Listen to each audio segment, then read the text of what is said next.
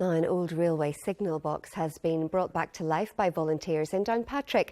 The Bundoran Junction cabin had lain forgotten for decades after the railway in the west closed 60 years ago. But after a grant from the Heritage Lottery Fund, it's in working order again. Louise Cullen reports.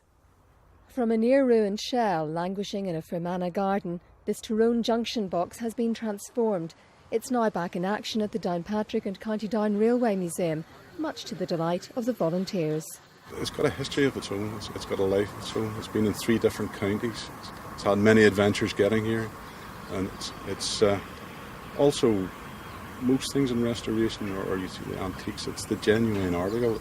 The actual timber was felled in the late 1890s. The cabin was built in 1893, and most of what you see here is original. The cabin is perfect.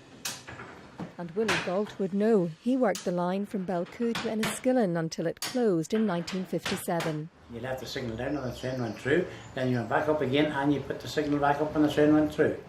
I loved working it. I loved working in the cabin full time, honestly.